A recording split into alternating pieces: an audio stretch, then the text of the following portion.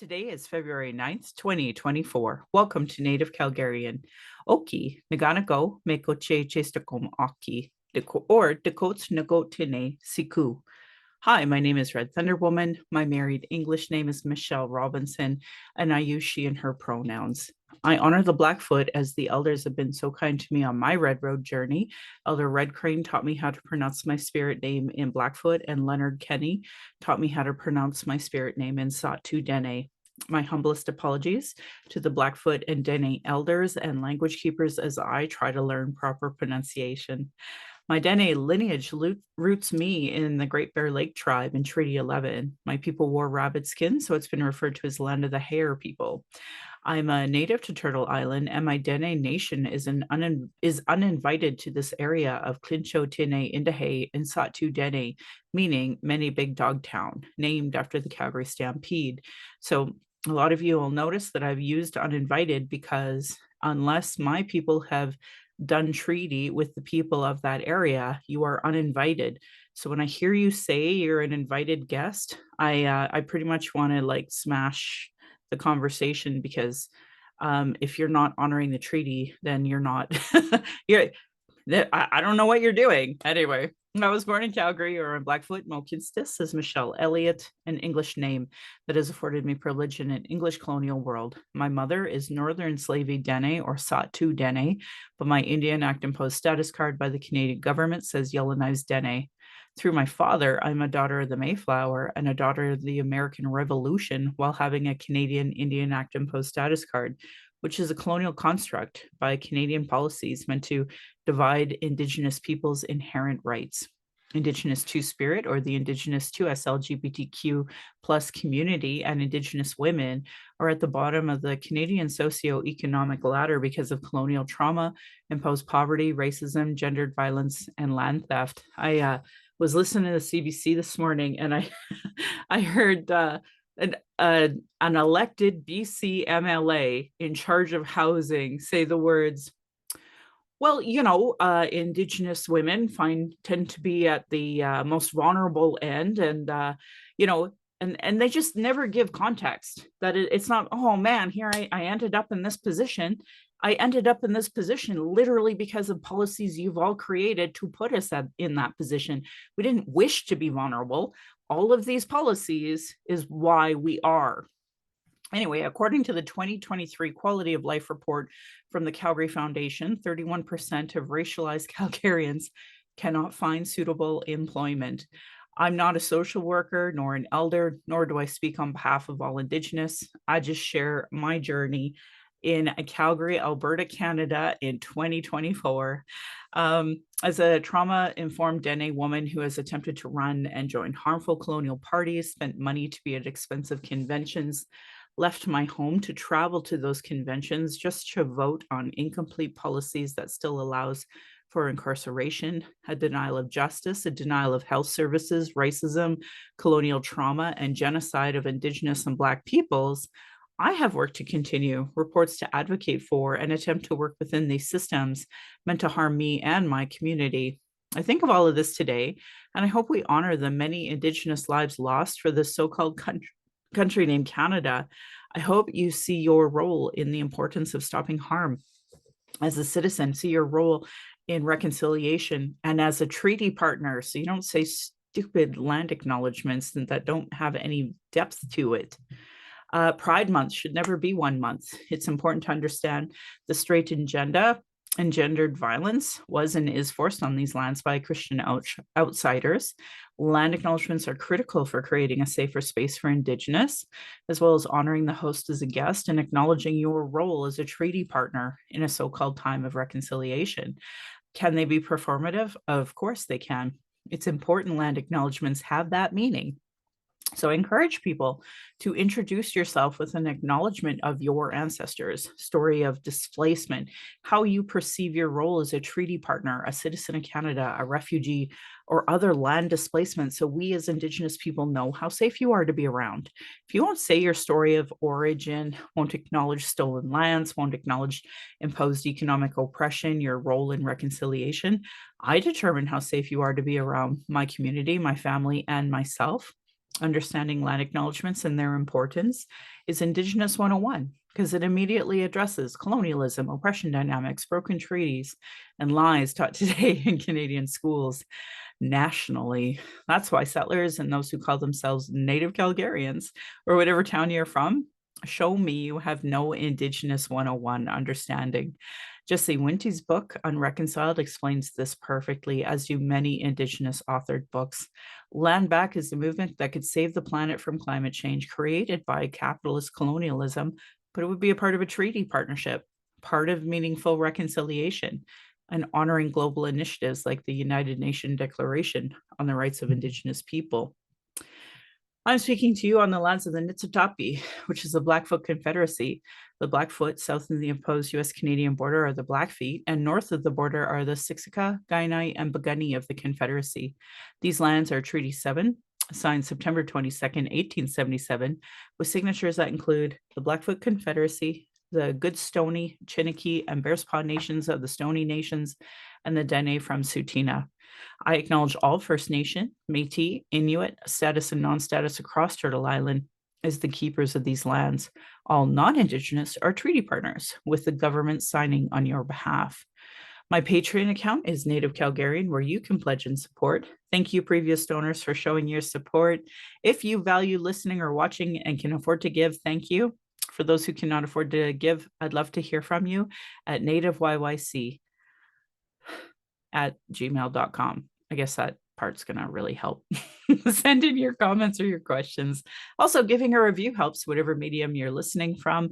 I have a YouTube channel that you can go and subscribe, or you can go to nativecalgarian.com for the latest podcasts and pin posts on social media. So did you get a chance to read the Calgary Herald article on police and in schools? Oh, I hope you do.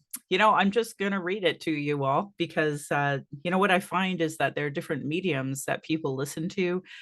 People will never read the Herald, et cetera, et cetera. I don't blame you. So I'm just going to read you this article from it. We don't need police in schools to tell children that police are okay. Police should just be okay, and they shouldn't have to convince people of that. So I think it's actually titled "Sends the Wrong Message. Advocates Want Police Removed from Schools." More than half of Calgary students across 4 diverse demographic groups hold negative perceptions of police, including fear, mistrust, and injustice, according to a review of the School Resource Officer Program. As part of a commitment to anti-racism and equity, the Calgary Police is evaluating the program and measuring students' lived experiences with police and officers rotating through 400 schools from across the country, or the city, sorry. But advocates for Calgary's Black and Indigenous communities argue police shouldn't even be in schools and only create an atmosphere of fear and intimidation for racialized students.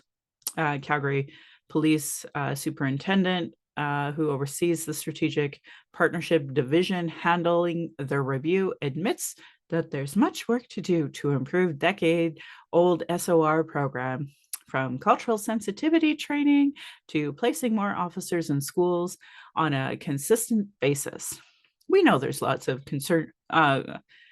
conservation from racialized and marginalized communities who are having a disproportionately poor outcome in terms of their interactions with police. Our social, economic, and political climate has changed. I don't know if it's changed, mister, but anyway, back to the quote.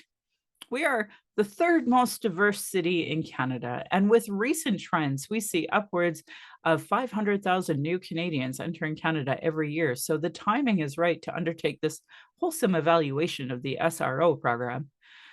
It goes on to say an adversarial environment such as schools, police can build positive relationships with youth and contribute to cohesive ecosystems of care and enhance resiliency so that at-risk youth are less susceptible to crime and victimization. Whew, that's a big eye roll. He goes on to say, Adora Nofor, president of Black Lives Matter YYC, argues that police do not belong in schools. We do not need police in schools to tell children that police are okay. Police should just be okay, and they shouldn't need to convince people of that, she said. In her role, Newfor says she regularly speaks with youth facing racism and discrimination in the school environment, feeling intimidated, and still hearing racial slurs. Oh, that's the truth, isn't it, folks? They're over policed, constantly being watched and followed, she says. And the other kids are creating problems like saying the N word to them. And when that Black child or racialized child stands up for themselves, they end up being punished. Michelle Robinson, that's me, spokesperson for, oh, they said spokeswoman for the Reconciliation Action Group, an advocate for the local Indigenous community, agrees that police should not be in schools. Sends the wrong message. It says police are watching you, and teachers and principals and support staff can use police as a threat, which is true. I never grew up with a police officer in my school. Fun fact, actually, growing up in Sylvan Lake in the 80s and 90s, they actually didn't have that many cops at all. There was like a cop that would have to go and do this ridiculous route through like Rocky Mountain House and stuff. So there literally wouldn't even be a cop in the town at times. So for me, like this concept of having a cop in every school, over 400 schools in Calgary alone, like that this is where your funding is going, folks, and it's not positive. Anyway, back to the article. Robinson said her own children have experienced negative experiences with police, including being harassed a few years ago while walking home in their community and asked for ID for no reason. My daughter was only 14 at the time. She didn't have an ID yet. There was no reason for police to be stopping these kids. Both Nofer and Robinson say that they are not surprised with the SOR review showing a majority of diverse students had negative perceptions of police, arguing the system is not doing enough to make them safe. As a part of the SOR review research over the last 2 years, students in junior high and high school representing over 23 ethnocultural communities were engaged in classroom discussions, smaller focus groups, and online surveys with their experiences with police. Participants were divided into 5 groups: Black, Indigenous, they don't include the 2S, LGBTQ, students with disabilities, and an overall category encompassing other racialized students that include Asian or South Asian. After students were asked a variety of questions about their feelings or memorable interactions with police, more than half indicated negative sentiment, choosing keywords such as racism, profiling, targeting, bias, discrimination, and intimidating to describe their experiences. So this is the relationship building the police are talking about, folks. This is what they want. According to data, perceptions of police among students in the overall category were a balance of negative and positive sentiments at 40 to 41% respectively, as well as 17% showing mixed. But almost half the Black students were negative. 63% of Indigenous were negative.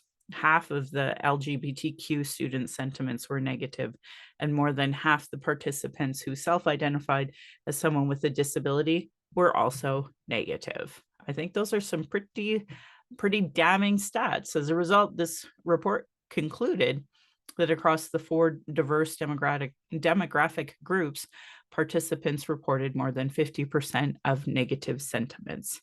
Students were asked, when you think of a police officer, what's the first word that comes to mind? The responses included a variety of keywords, some positive, but mostly negative from diverse students, including racism, profiling, targeting, fear, bias, discrimination, and intimidating. The report also listed sample responses. A Black grade 12 student described the police as brutal and discriminative. Police are people who brutally deal with people, more so Blacks, without evidence. They discriminate us because of color. Another grade 12 Black student who also identified as LGBTQ described them as arrogant, too much pride. They don't listen, they judge unequally, and there's no attention to detail. Woo-hoo. Those are some good quotes, kids. I'm glad you said them. The results of the student engagement were discussed with a variety of stakeholders, including police, educators, and representatives of racialized and diverse communities, to develop an action plan that would reimagine and transform police presence in schools. So like I guess that's maybe why I'm no longer included in the anti-racism committees, because I just don't think they need to be there anymore.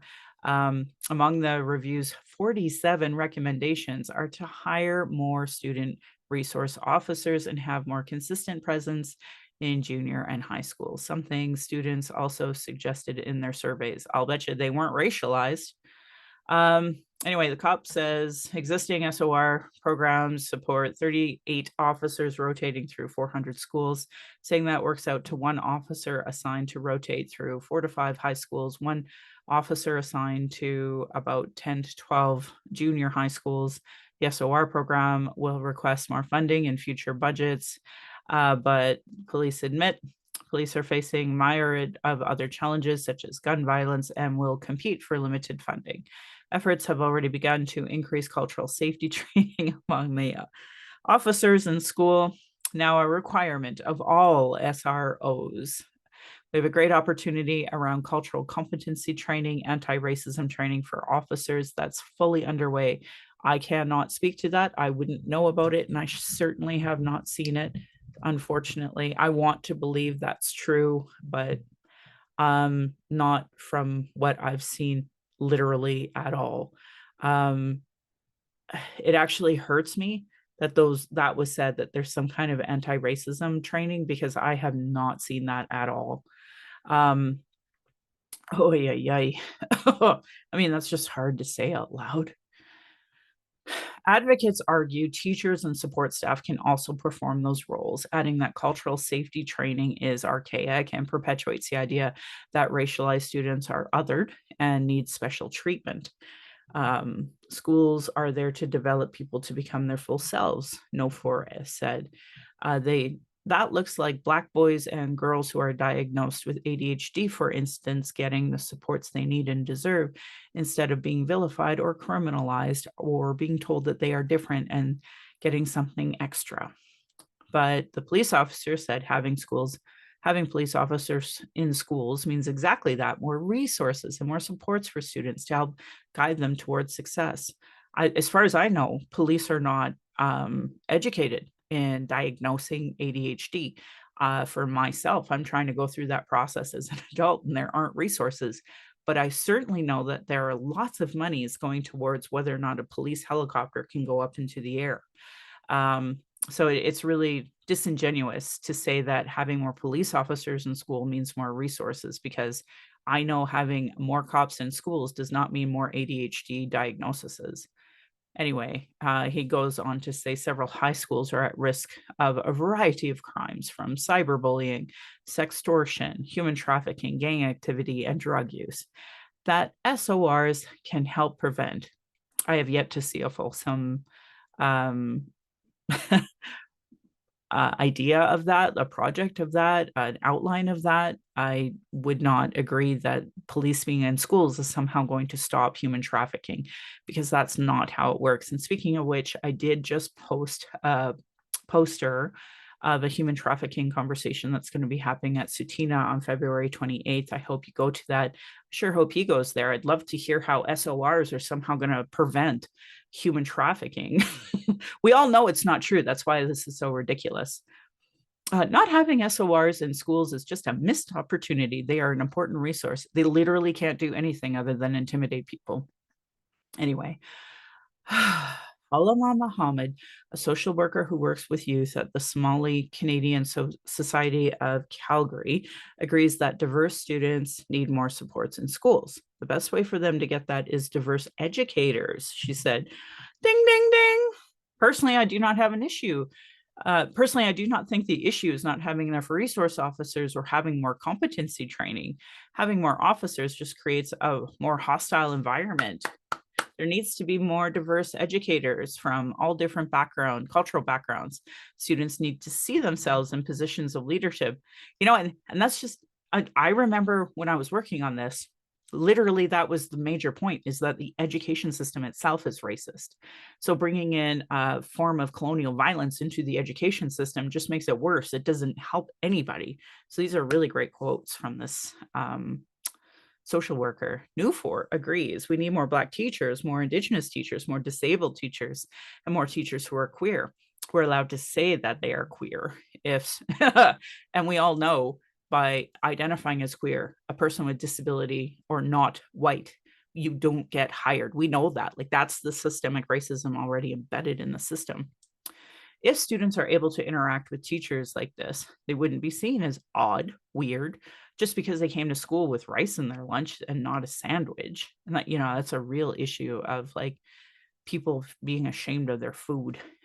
Anyway, our other recommendations to be considered as part of the review over the next several months include working more closely with community groups and organizations to source relevant cultural and mental health training for ongoing development, using the expertise of existing SORs to include scenario-based training related to proactive conflict resolution and relationship building with students, engaging with school boards to see if there's training that could be shared with staff and SORs to encourage positive relationship building.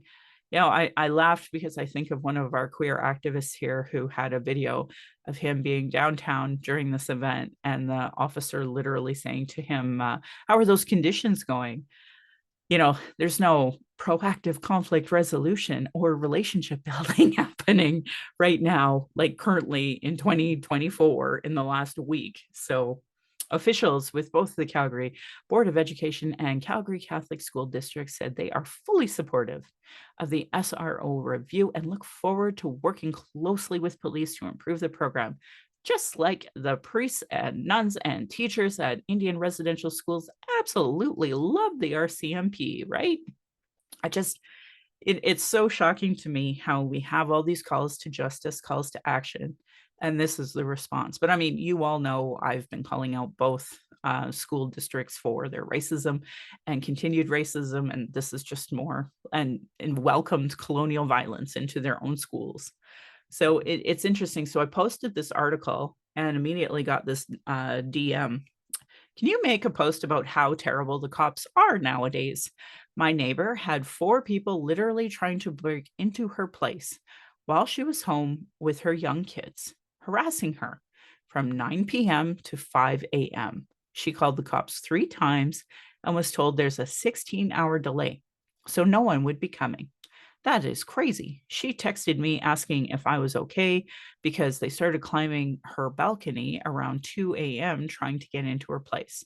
Not one officer came by to talk with her, either to follow up, even after 16 hours. No way they could have been that busy not to send someone. This complex is known for housing Indigenous families. Not sure if that's a connection, but damn sure wrong in all sorts of ways. Sorry, was scrolling through TikTok and figured you might be the best person in Calgary to get that out there. It's scary to know living here, we will not get help in emergencies from the police. Yes, please post. I just cannot believe the police would not send anyone to check, especially being a single mother with her 4 kids in her home. When she texted me, she was worried that they might have tried breaking into my place and was scared for my family too. So here we have 2 Indigenous women families. We have kids. So these kids, this is their first interaction with cops, being frightened at home, knowing they will never come. When you hear Black and Indigenous voices say we are underserved, this is what we are talking about. Anyway, got lots of great feedback about our last podcast talking about Israelism, the film. Really glad about that.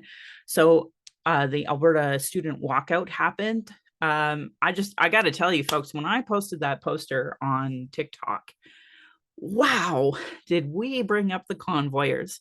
Now, I was a bit of a jerk and added one of their stupid songs about we will not comply. Oh, stupid song. But it was actually appropriate in this moment. So I used it. So I think that's what brought in all of these convoy folks. But like, we got threats, and unfortunately, one of the other TikTokers took a screenshot of the worst one I think that there was, and it was basically, he's polishing his gun up and he's using it. He'll be using it that day for target practice. Obvious, threat to kill any of the kids that walked out. Yep, perfectly okay in our world, right? Anyway, I get threats like that so often I just deleted it. But I know it affected the folks who've seen it. So that's why I try to delete right-wing type comments all the time. Anyway, I wanted to tell you the walkout was not just a little successful, it was really successful. And there was a letter that I had read out loud on my TikTok, because the actual person who initiated all of this was at first really shy and did not want to do it. Their parents supported them. And before the end of it, they were like humbled and happy about, the over 2,000 schools, the amount of kids that came out, like, and the numbers just keep growing. So I was really proud to read that letter out loud of the family who originally started this walkout. And they have like their own social media and such, so please follow them on all the socials. But my favorite comment actually came from this one TikToker who was Indigenous, and he said, "We Gen Xers call ourselves the fuck around find out generation, but today's youth put that bluster to shame with real action. Thank you, Aspen." And that's who started that letter, was Aspen. So I wanted to say thanks to my TikToker commenter, but also obviously to the family, Aspen's family. He talked about, or they, I don't know if they were a she or he, I don't remember. But Aspen talked about their brother Jasper being trans. So it was beautiful. And for those of us who are doing the kind of the work behind the scenes, we seen who the mother was at the very least. So hats off to that family, and I hope everybody follows tons of petitions and etc. that are coming out, right? So that is really great. So I also, I wanted to talk a bit about Pam Rocker's call out to everybody. Tonight is actually the conversion therapy event, and so disappointed to tell everybody, I did what was encouraged of us, and I called 311. So I wanted to share with you that the 311 operator was quick to talk about freedom of speech and religion. So I was trying to remind him that, hate speech isn't allowed. And as a Dene, I've never been afforded that luxury of freedom of religion. So I said that this event goes against the conversion therapy bylaw, the safe and inclusive bylaw, and federal law. And so he put me on hold and he looked up the conversation that the bylaw folks were having about this, and outright said that there's no law or bylaw being violated. He offered the Catholic school number when this was happening at a Catholic church. And I said, well, this is at a church, so it's not necessary. And he asked if I asked if there would be any recording of me trying to report a broken bylaw in the law. And initially he just wouldn't do it. So I said, this is actually why people don't report. And he finally gave me a file number and called and told me that a bylaw officer would call me within the next 72 hours. So, I tried to be as productive with them as I could. So I just wanted to play the recording of the officer that called. Hi, Michelle. This is Inspector. Blah, blah, blah, blah, blah, blah, blah, blah. I just wanted to touch base with you regarding the complaint you put in for the conversion therapy event that's taking place at the Holy Spirit Church tomorrow. Just want to touch base with you and just to let you know that we definitely appreciate the call. We received a lot of complaints regarding this event. We've been in touch with our law department as well, and our partners at Business Safety as well have had conversations with the Calgary Police Service regarding this event. Unfortunately, this event is one we cannot shut down at this time, as it does not meet the definition of the bylaw. I don't want you to get discouraged. I want you to continue calling us if you hear of events taking place, and we will definitely do what we can if they are indeed in faction taking place. So, and that's that. He didn't call back, and that's okay. It just goes to show when you have progressive politicians trying to do the right thing and protect the 2S LGBTQ community, this is the response you get from colonial bylaw services, police. No protection. So now we know that the conversion therapy law, the bylaws that are municipal, mean absolutely nothing here. So I implore you, please push this. I know I'm going to have to contact my MP. I hate talking to my MP because he's conservative and he won't care. But the point is that I have to send this to Randy Bossino and George Chahal now, because we have a federal law that clearly the Calgary Police and City of Calgary do not give a flying about. So now we're all having to put up with this. So good times to be a Christian in Calgary if you're for conversion therapy and hurting 2S LGBTQ kids. Like, what a great time to be alive. But it's 2024. It's always been for them. That is the point of imposed, colonial violence through Christianity and patriarchy. So nothing has changed despite reconciliation, despite the national inquiry's conversation about this. Like, it's just sad. I wanted to talk on a more positive note. I got a bunch of swag from the Indigenous gathering place. I got a postcard, I got a button, I got a pan and a bag because they were at the Four Winds event at City Hall. I seen our friend Marina Crane, and got some wonderful medicines from her. I also got this little beaded trans heart. Thought it was perfect because that was the day that we had a big rally on Saturday in front of City Hall. And then if you notice my cute earrings that I'm wearing, because you follow me on YouTube, I wanted to let you know that the Treaty 7 Artisan Collective, I bought that from them. The Thunder Beings beading actually made this, and that's also with the Crafty Machif.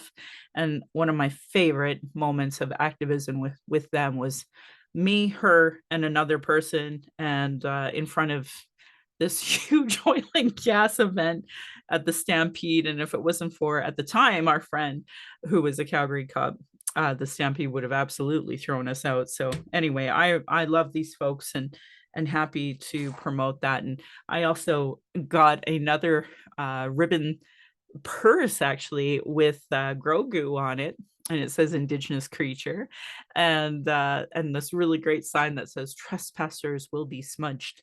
So just really cool folks that were there. Happy to help a friend of mine who was also had a booth, and I bought some earrings from her as well. Like, just so great. So anyway, so I did want to address something more ugly, and content warning for for all my 2S LGBTQ community. It took me a long time to understand the gravity of how awful the F word is. So I'll just say F word. So I need to know, Michelle, are you for the gay F words, or are you our missing sisters?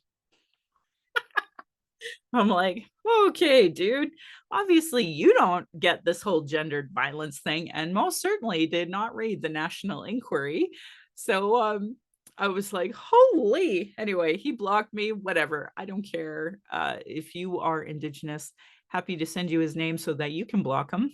Anyway, I wanted to point out as a positive of that, though, that Wiley Eagle speaker who's on TikTok put out a really great post about gendered violence and the strength of Indigenous women. And I thought that was I wish I could give that video to this young man who sent this ugly direct message. But I know it wasn't just him. It was the course of his life that brought him up to this moment where it's just been acceptable to be against the 2S LGBTQ community and use the F-bomb whenever given the opportunity. So I wanted to talk a bit about the Women's March. A lot of folks, and it turns out, don't know anything about this, which is kind of makes me sad because I thought by now everyone knew. So if you Google Women's March, Valentines Day, you'll come up with even a Canadian encyclopedia link, and it talks about Cheryl and Joe, who was murdered on January 20th, 1992. Her body being dumped in a parking lot outside a warehouse loading dock on Powell Street in Vancouver's downtown east side. And on February 14th, several dozen people, including Cheryl and Joe's mother, Linda, met at the same parking lot where Cheryl was found. And they decided to host an annual grassroots event to express compassion and caring to all women in Vancouver's downtown east side.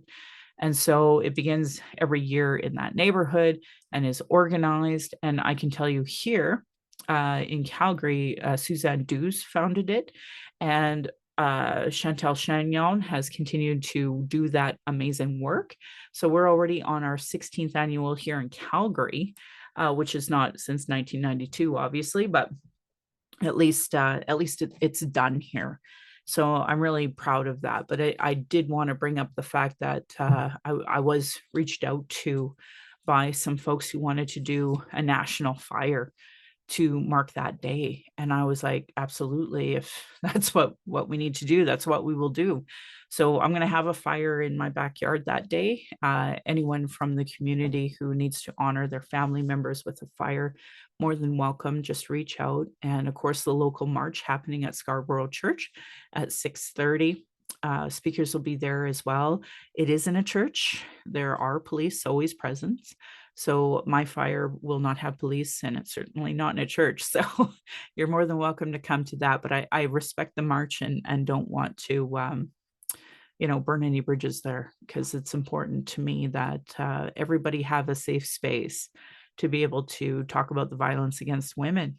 And it is supposed to be for all women, but it's been obviously initiated by Indigenous people here in Calgary, and a lot of Indigenous speakers go to it. And I should just honor the fact that unfortunately here in Calgary, just 2 weeks ago, we had a really loud little bit of noise about this unfortunate incident that happened where Smother did all the right things, contacted the Calgary police, went through all of their steps and protocols, and unfortunately was stabbed in front of the school and killed and murdered by the ex. We all know that exes, you're at a higher rate of being murdered by an ex, and that's what happened to her.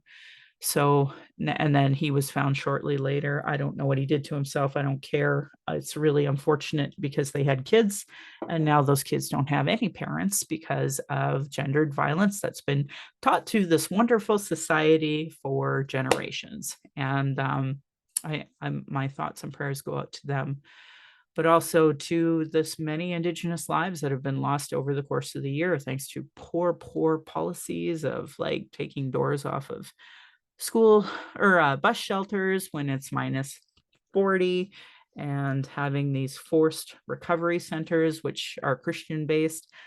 So adding more colonial violence to the problem and intergenerational violence, regardless. Did want to talk about Stop the Stack, YYC. I actually got an email from them. I'd love to read to you all, because I think it's really important that everybody know what's happening. So we have the charges for Adora Nofour have been dropped. On June 23rd, Adora Nofour was charged with 1 count of assault, 1 account of mischief. These charges came after community members rallied together on May 17th to protect youth at Western Canada High School from white nationalists who traveled to Alberta from Ontario protesting gendered neutral bathrooms. Another great example where the federal law and the 2 bylaws did not protect our youth one tiny bit, and the police charging a Black single mom. So in January, Adora was notified that these charges were going to be dropped, which is great. But, and I asked her outright, like, have they been stayed? And she's like, no, like dropped. So, and she outright says the damage has been done. The impact left from the physical, emotional, and financial stress will continue as these situations forever alter your life and well-being. There is a full statement from Adora and little pieces of it. This experience has been truly difficult. I was notified of dropped charges the beginning of January. And I want to remind folks that this isn't over for me or my collaborator, Taylor McNally. We need continued support because this is a long, hard process to overcome, regardless of judgment within the system. Thank you to Stop the Stack for their caring and kindness. I appreciate those who have never faltered in their support of me and my collaborators. For me, this is a sliver of a win. Charges being dropped is not the system working for progress. The damage is done. I've been harmed, my family, and beyond. I would say it's colonial violence. She says, I will never be the same, and too many connections have been broken. My relationship with community in Calgary will never be the same. The silence around my mistreatment was deafening. Calgary, I hope you heard that. I'm just going to say it one more time. My relationship with community in Calgary will never be the same. The silence around my mistreatment was deafening. I will forever remember this isolation. I won't stop. From the same event, Taylor McNally was charged with 2 counts of assault, 1 account of sexual assault, and 1 count of unlawful confinement. Queer organizer Shane Schick was charged with theft of a Canadian flag and wearing a disguise with the intent to commit an indictable offense. The disguise in question was an N95 mask. Both Taylor and Shane await trial dates as police seek out more evidence to support their lack of disclosure. So they ask that we, still call for all charges to be dropped and show support in any way that we can. They have like action items of how to support, to show up to events, hire them, pay for their content.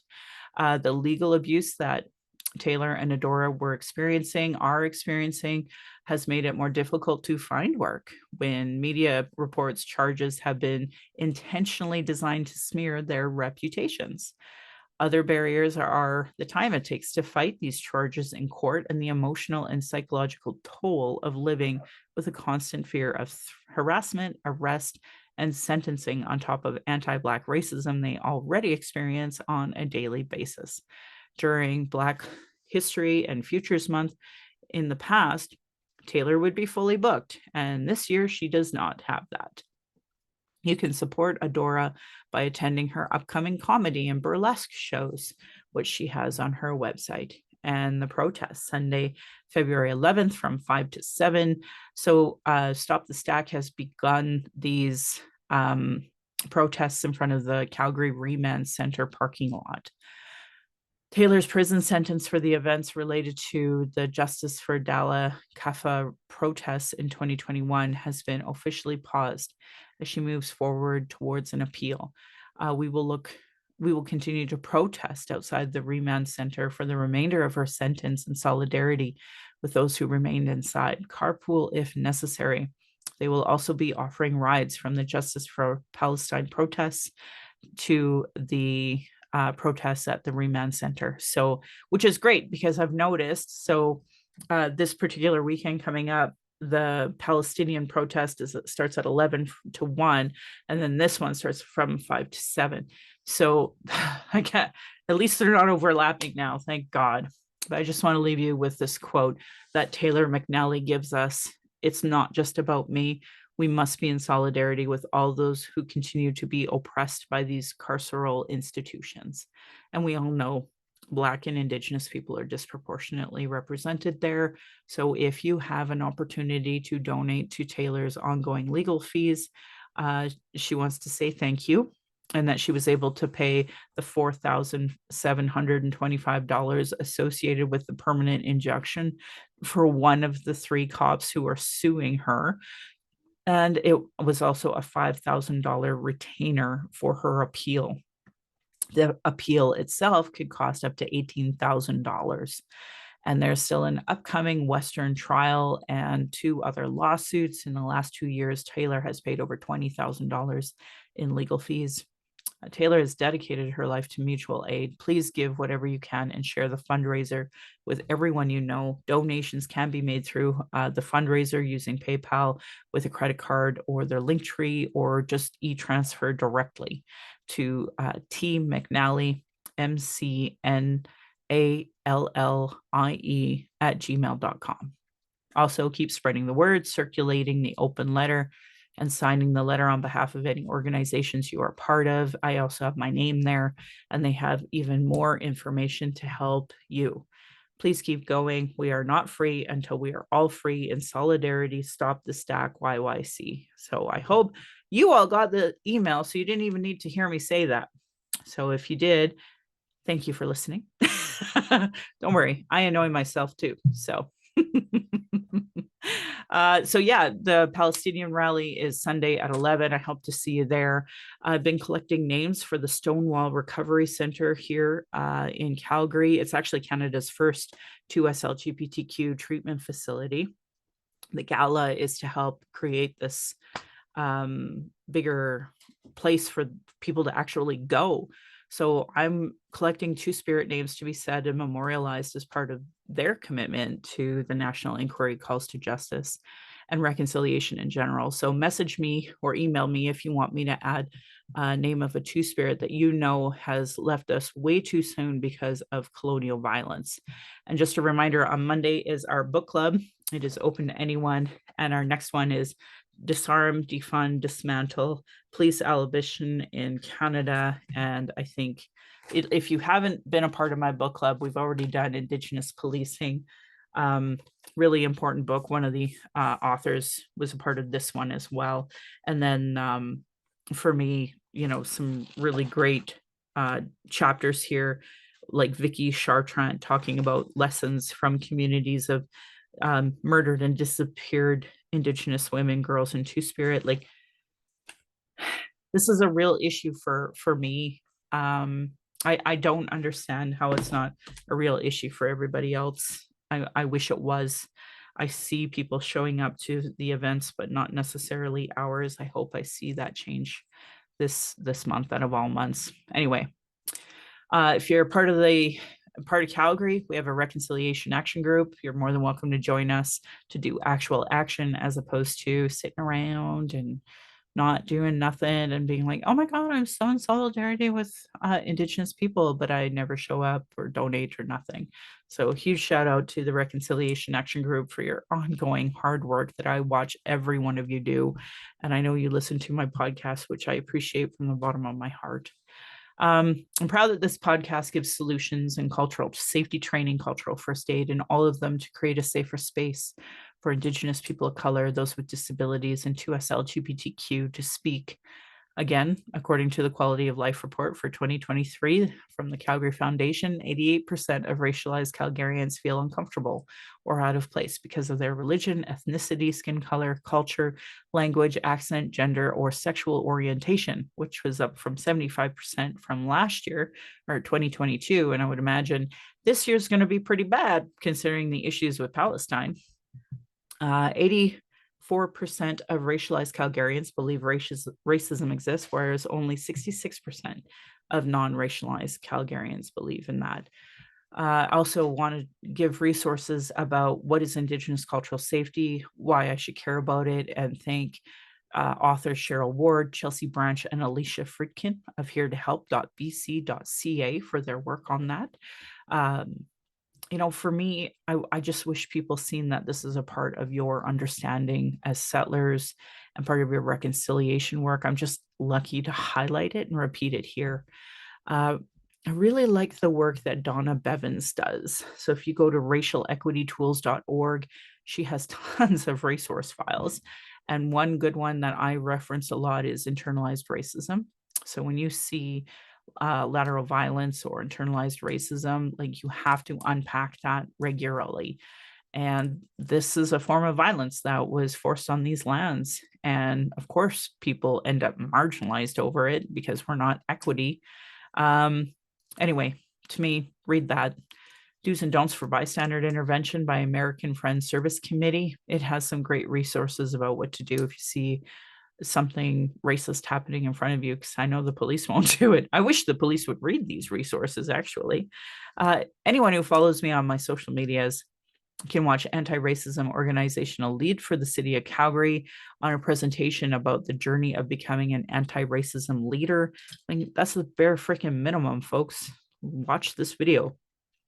Again, help out our friends, Black Lives Matter activists, Taylor McNally and Adora Noford.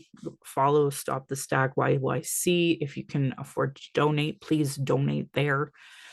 Indigenous people have been talking about our issues, sharing our traumas and reports, commissions, and public hearings just to be regularly disregarded. No more. Honor our words, honor the treaties. Listen to politicians and their platforms and policies if they don't recognize oppression in their budget with gender equity plus. If they are cutting violence prevention programs, Indigenous education, uterus health choices, gay straight alliances. Oh, can I give a shout out to Wob Canoe for investing in a food program?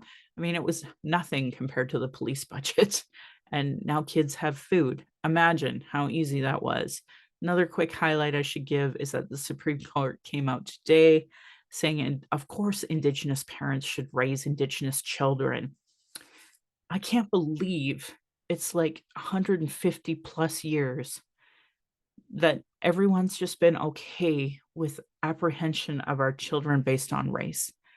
It is deplorable to me that any single person today, as of 2024, has been okay with that. Anyway, know that your vote to these parties, to these politicians, negatively impact marginalized people. Demand that they implement the Truth and Reconciliation Commission calls to action, the recommendations of the Royal Commission on Aboriginal Peoples, the multiple reports about child welfare reform and violence prevention, and now the 231 calls to justice from the National Inquiry on Missing and Murdered Indigenous Women, Girls, and Two-Spirit. Provincially, we have these so-called 113 pathways to justice, but with the deepest respect, with everything we're seeing Danielle Smith do, it's bunk. It's not happening. Gendered violence is being perpetrated by the state at this moment. Municipally, we have the White Goose Flying Report. All of these reports and denying of them is a form of abuse called gaslighting. Our people are experiencing extreme racism from every single institution with multiple reports that say the same thing. Demand change from politicians if they don't understand colonialism, racism, privilege, sexism, their bylaws on safety, federal laws. They have no business running. Google articles on how non-Indigenous Canadians can become allies, because unfortunately there are multiple of them because they're necessary, they're needed.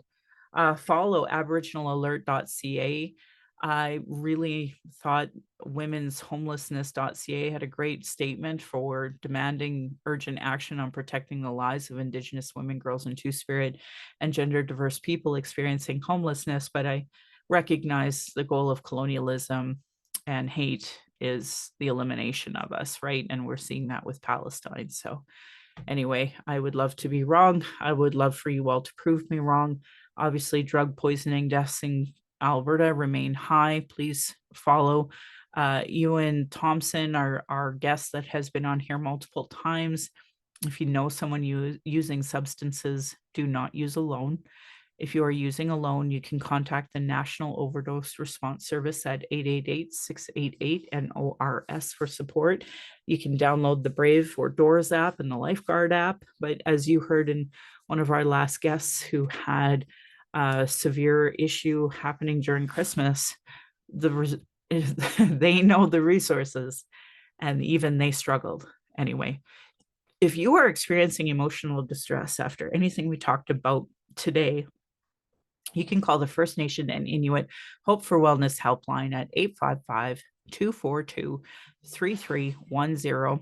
It is open toll-free 24 hours a day, 7 days a week. You can also text at hopeforwellness.ca. You can also call the Missing and Murdered Indigenous Women, Girls, and Two-Spirit line at 844-413-6649. It has been going on now for a couple of years. There's also a 60 Scoop in Indigenous Society of Alberta, not really for crisis stuff, but highly recommend signing up if you are a 60 Scoop person at ssisa.ca. Indian Residential School Survivor and Family Hotline 866-925-4419. And the Native Youth Crisis Hotline is 877-209-1266 for non-Indigenous. There are distress center lines in your area, usually a functioning 211 or the new national number of 988.